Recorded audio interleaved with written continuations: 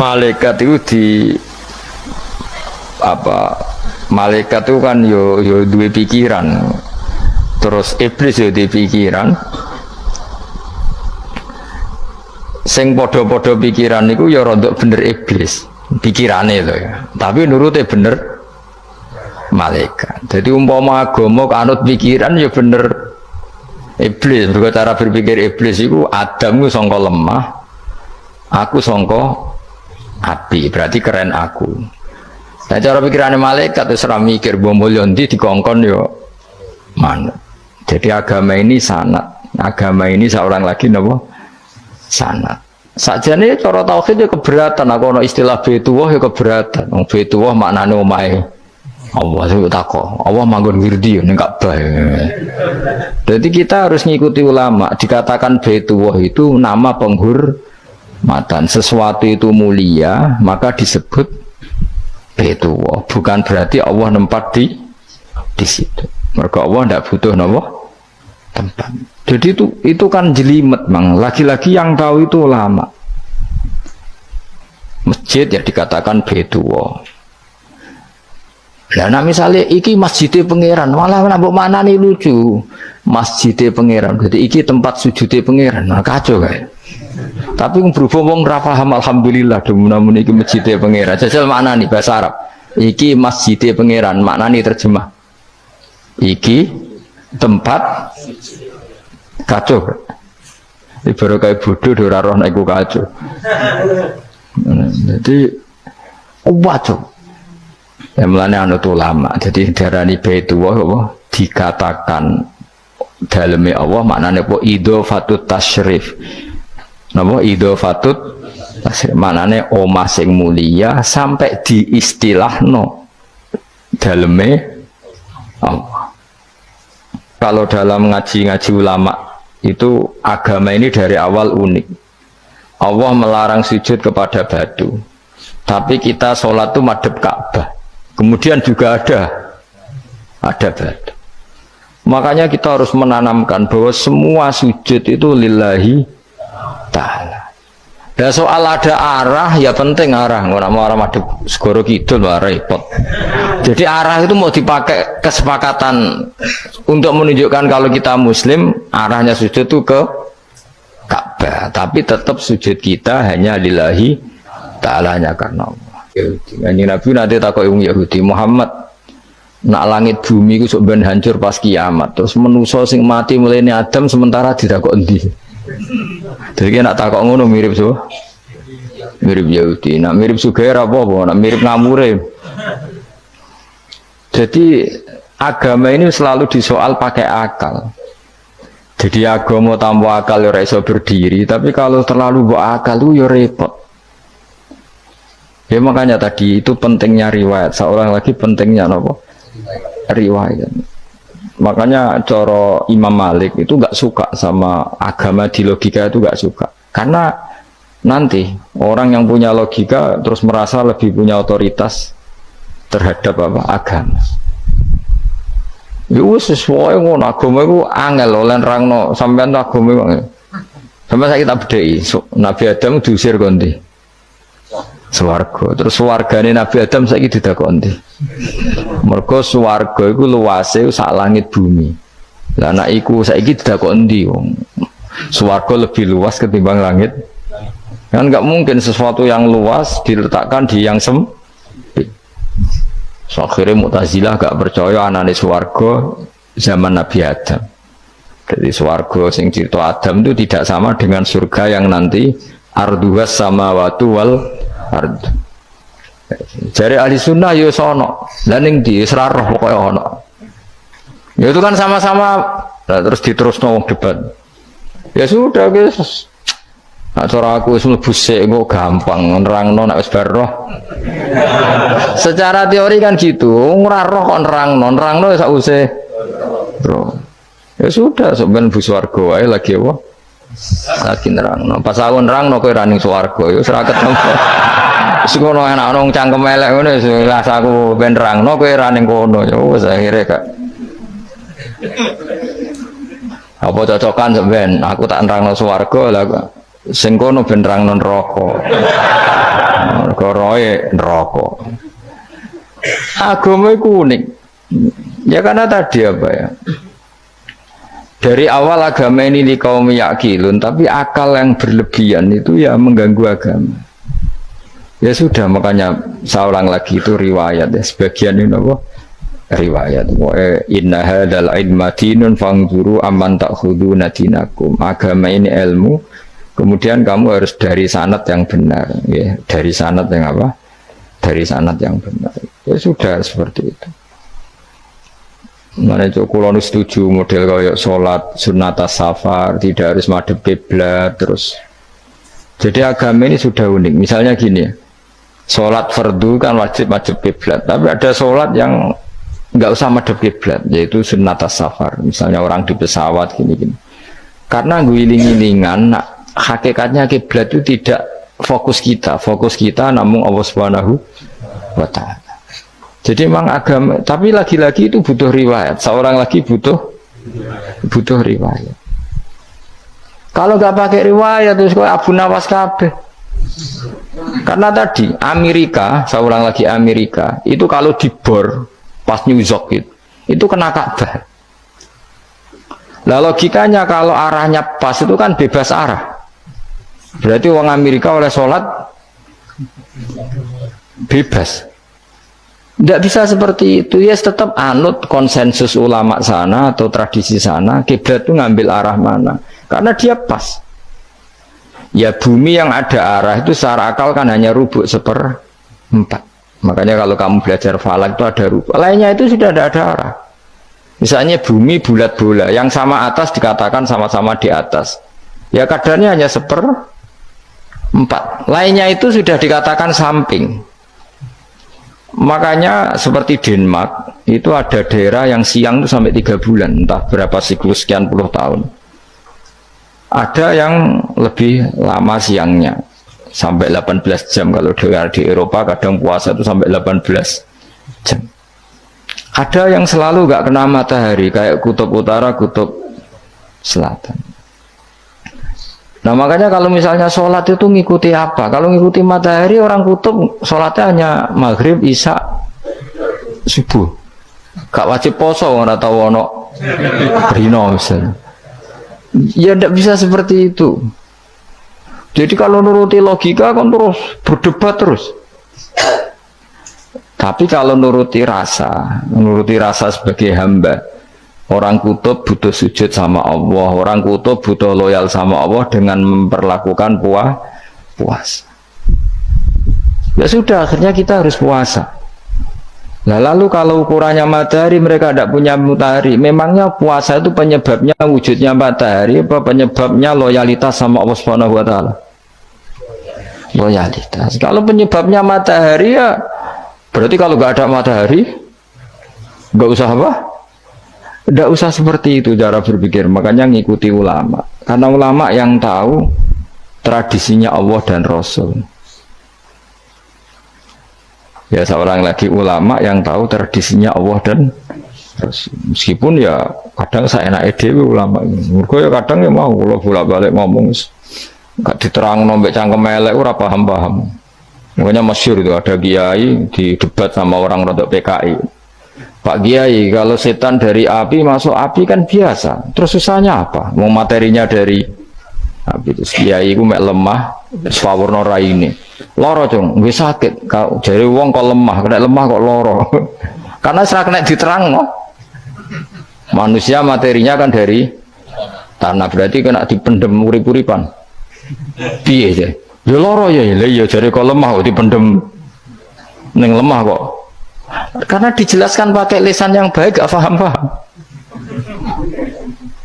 Sebenarnya kita ini ingin selalu baik, tapi ada orang-orang diterangkan cara baik-baik itu paham.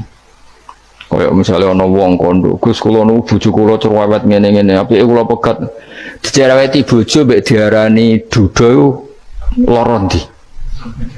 Lara diarani duda isen. Kue payu rabi dicereweti, ambek ra payu rabi jomblo, sakit mana? Sakit distatuskan jomblo. Malah kena dicereweti sabar prestasi baru. Mesti wong ku diwolak-walik. Lan jarbe sekolah tak malan kula seneng mbek Imam Syafi'i. Kowe dirasani wong ning ngarepmu, diomongi, ambek dirasani seneng ndi? Seneng dirasani cara kowe. Jare Imam Syafi'i buktike wibawa, buktine ngomong ning ngarepmu ra wani. Jadi Imam Syafi'i itu rileks urip. Ya Aba Abdillah, orang yang tadi muji-muji jenengan itu kalau di luar maki-maki jenengan. Jadi alhamdulillah. Kok bisa, itu kan bukan pengkhianatan. Berarti saya wibawa, di depan saya enggak berani gitu. Wong itu soal Imam Syafi'i, ya cium tangan, ya hormat. Tapi setelah di luar menghujat. Singkat cerita dilaporkan ke Imam Syafi'i. Orang yang tadi nyium tangannya jenengan itu di luar ngerasani jenengan. Jadi Imam Syafi'i, alhamdulillah berarti aku wibawa, mendengar kurawani. Ya dianggap enteng saja. Terus ada orang misoi Ja'far Shadiq. Saya Ja'far Shadiq itu Sayyid putune Nabi, orangnya soleh alim, gurunya Abu Hanifah. Di antaranya gurunya Abu Hanifah itu Sayyid Ja'far Shadiq. Itu kalau dihujat orang diomongin ini, dimaki-maki, sampai ke rumah. Pas mau masuk rumah, kamu masih ingin maki-maki saya? Iya, tak tunggu sampai selesai. Setelah selesai, sudah sampun, sudah. Masih emosi orang, sudah. Kamu misoi saya berdasar apa yang kamu ketahui. Yang tidak kamu ketahui lebih banyak, maka saya tunggu. Izin.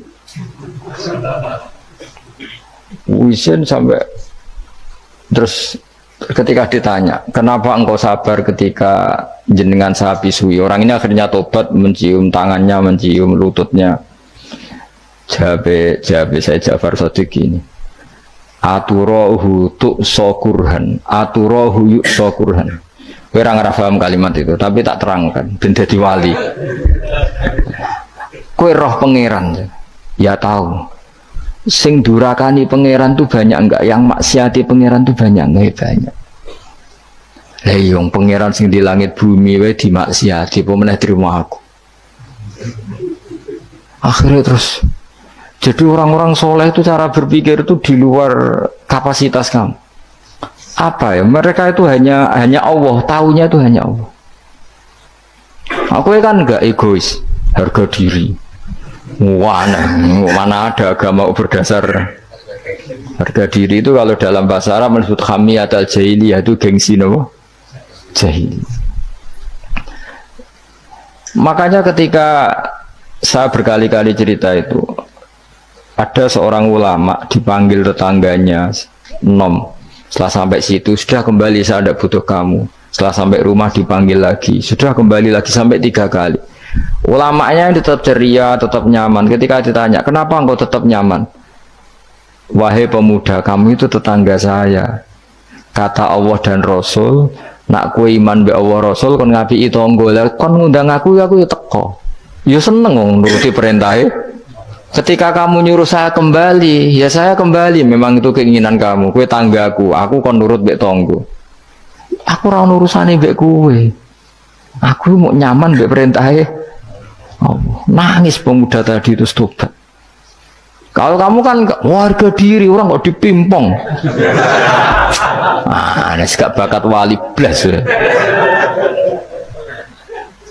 Jadi orang dulu itu nyaman. Karena pikirannya namun Allah Subhanahu wa ta'ala. Umar bin Abdul Aziz itu termasuk khalifah paling soleh setelah periode sahabat. Itu mau kapundut itu sewantai. Ketika keluarganya menangis, kenapa kamu menangisi saya? Ya karena engkau mau mati. Memangnya kalau mati mau kemana aja? Ila khairi madhubin ilaih, ke zat terbaik. Terus aku mbok kon urip awor kowe gak jelas iso ngrumat aku ta ora. Nah Allah malah jelas. Saiki apik ndi urip mbek wong ora jelas sampai sing jelas. Ya wis kapundhut. Kowe kan gak mati ku wedi. Dosane akeh. Lah mungkin nak urip terus ra dosa apa tengen. Gaya tok asline. Dosa kula cek kathah Gus kok mati terus. Ya malah apik mati biar dosa meneh.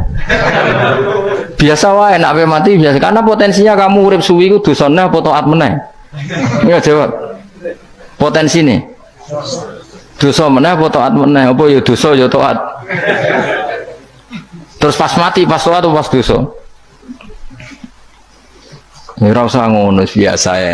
Sampai mati ae matur pangeran Gusti nak saene mati nggih. Mati mawon nak saene urip nggih. Urip mawon Gusti semua anut jenengan wis.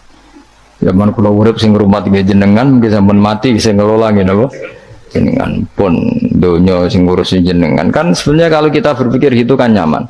Zaman kamu hidup yang mengendalikan jantung, paru-paru, oksigen juga Allah. Dan kamu nggak tahu caranya, tahu-tahu hidup. Tapi setelah mati dikubur kamu iskal. Lalu sistem pernafasan saya gimana setelah saya mati? Memangnya zaman yang dunia kowe roh. Oh karena ada oksigen. Nah, terus oksigen wujudnya karena apa kowe ya ora roh. Oksigen dari zat gini lah zat iku kok sapa ya ora roh. Mau gaya tok ngomong mau tetep akhir ora roh. Nanti kadang kula gawok mbek wong goblok wis ora roh kabeh dari awal mau alam semoga iku gak usah nerang. Nah, artinya gini, kalau zaman di dunia kamu tidak bisa mengelola diri kamu sendiri, juga sama setelah mati tidak bisa mengelola diri kamu sendiri. Semua itu al-amru biyadillah, semua itu dalam kekuasaan Allah Subhanahu wa ta'ala. Ya sudah, alaihi tawakkaltu wa ilaihi unib. Ya sudah, kita pasrah saja dan kita hanya kembali kepada Allah Subhanahu wa ta'ala. Ya sudah, itu agama. Tidak bawa logika pakai akal. Wah itu orang mati itu sudah nggak bisa apa-apa, sudah jadi tanah gini-gini. Ya, masalah catekar yang ngerti, nah, jadi tanah itu tidak bisa patah. Tapi masalahnya kita ini dikendalikan oleh zat yang bisa mengelola semua. Yaitu Nabi Adam diciptakan juga dari tanah. Ya sudah, hanya berdasar riwayat itu yang kita akhirnya meyakini setelah kita mati juga bisa hidup lagi. Tapi rasa khawatir, iblis itu ya do'if, iblis ya lemah. Nyatanya ya, kue tetap ngasih jalalan. Berarti orang sukses menyesatkan. Kodang di kue iblis. Ya kodang sampeyan, tukon ra ngaji tetap ngaji. Tukon paham tetap ra paham. Berarti iblis itu enggak keren, no? Betul, saya setiap melihat orang sholat itu menyaksikan kekalahan, no? Iblis. Jadi iblis itu ya kalah orang kok hebat ya ora. Biasa mawon ora usah sing hebat ya namung pangeran. Dari awal iblis itu menyerah ngadepi orang sing ikhlas. Ikhlas itu dimulai dari awalnya. Cara bahasa Inggris pokoknya hilir sampai hulu sampai hilir itu kudu ikhlas kabeh. Misalnya kita duit yakin nek iku wae Allah. Sehingga kita ketika ngasihkan orang itu kamu nggak merasa itu milik kamu. Sehingga nggak gampang undat. Selagi itu kamu benar keduanya awalnya salah itu masih mungkin tidak ikhlas. Uang ini milik saya, tak kasihkan kamu dengan ikhlas. Kalimat milik saya ini menjadikan suatu saat kamu jadi undat-undat karena milik saya. Tapi kalau ikhlasnya dari depan, uang ini milik Allah, ilmunya bahak milik Allah, terus tak kasihkan kamu juga hambanya. Dari awal kan merasa lah saya tidak punya apa-apa. Tapi selagi saya ikhlasnya hanya separuh, ilmu saya tak kasihkan kamu karena Allah, berarti masih potensi enggak ikhlas ya. Jadi kalau ngelatih ikhlas itu harus dua-duanya. Kamu punya uang milik Allah, punya ilmu milik Allah, punya jabatan milik Allah, kemudian kamu kasihkan sesuai perintah Allah, itu lebih mudah ikhlas karena la haula wala quwata illa billah. Selagi masih separuh saja salah, itu potensi berikutnya juga ikut salah. Misalnya aku ngurmat yatim mau ikhlas, duitku tak kena. Kata duitku itu menjadikan suatu saat. Dulu tak rumat, saya ini jebule lali aku. Tapi kalau alhamdulillah saya pernah digerakkan Allah ngurmat yatim dengan milik Allah juga. Sehingga kita sekedar pernah melakukan ketaatan ini senang. Enggak penting berikutnya anak yatim ini nanti peduli kita apa enggak, enggak penting. Itu ikhlas ya. Ikhlas itu sesuatu yang semuanya lillahi ta'ala. Dan inna sholati wa nusuki wa mahyaya wa mamati lillahi rabbil alamin. Masyhur itu khilafnya ulama. Apakah malaikat itu termasuk umatnya kan Nabi Muhammad SAW? Ada ulama yang mengatakan cara pandang Nabi diutus itu untuk mensolehkan yang tidak soleh atau mensolehkan yang potensi tidak soleh. Kan orang itu ada dua, ada yang memang tidak soleh disolehkan, ada yang potensi tidak soleh, sebetulnya sudah soleh tapi potensi juga tidak soleh, terus disolehkan. Nah malaikat ini kan tidak berpotensi maksiat sehingga agak butuh nabi. Seorang lagi malaikat itu kan nggak mungkin tidak soleh, selalu soleh. Berarti nggak butuh nabi. Itu cara pikiran Imam Suyuti. Sehingga dia mengatakan Quran itu memperingatkan semuanya kecuali malaikat, karena malaikat tanpa diperingatkan sudah soleh. Tapi kata ulama yang lain tidak seperti itu.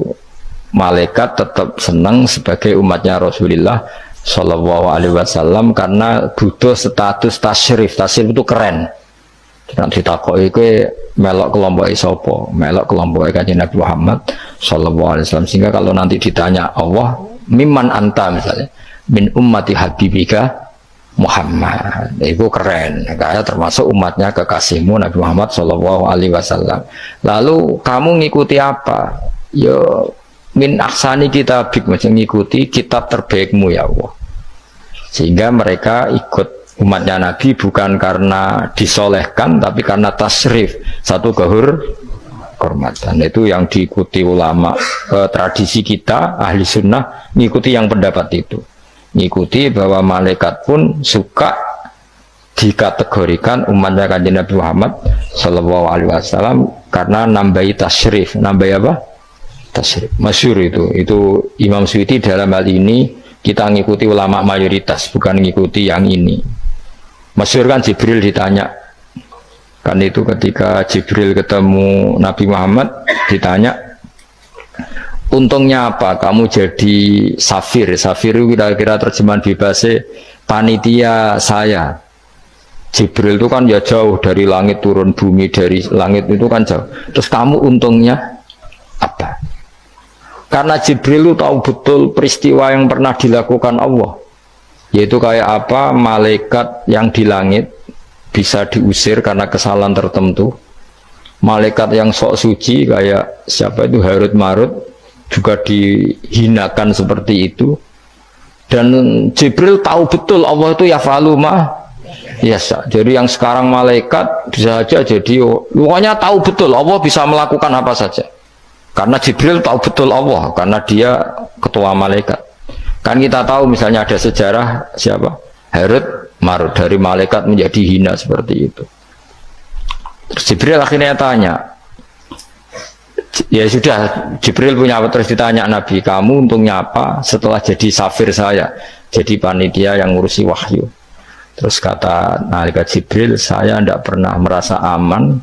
Apakah saya selalu dalam posisi ini, posisi terhormat, kecuali setelah menjadi safir, menjadi pelayan kamu, ketika aku distatuskan oleh Allah apa itu innahu laqaulu rasulin karim dzi quwwatin indadil arsy makin muta'in tamma amin. Terus ganti fa amin tu ba'du, baru setelah itu saya merasa aman bahwa posisi saya aman karena Quran itu abadi ila yaumil qiyamah ila mala mi'adalah, semuanya Quran itu abadi dan di Quran itu saya distatuskan muta'in sama amin. Berarti saya merasa aman, tidak akan dirubah kestatusan saya malaikat semenjak saya jadi safirmu. Intinya Jibril juga mendapat kehormatan karena ngitmai Quran. Paham ya? Makanya kita di sini mengatakan ini pendapat Imam Suyuti, tapi hampir semua ulama berpendapat apa? Malaikat pun ikut mendapat berkahnya Kanjeng Nabi Muhammad Shallallahu Alaihi Wasallam. Jenenge apa? Berkah tasrif. Napa berkah napa? Tasrif. Jadi punya status kehormatan. Nah, yang dikatakan Imam Suyuti itu murni logika. Murni logika tadi, yang namanya Quran itu memberi peringatan supaya nggak soleh menjadi soleh, dan malaikat tidak butuh itu karena sudah selalu soleh ya. Jadi itu logika saja, tapi kita berkeyakinan malaikat pun butuh, tapi untuk kehormatan.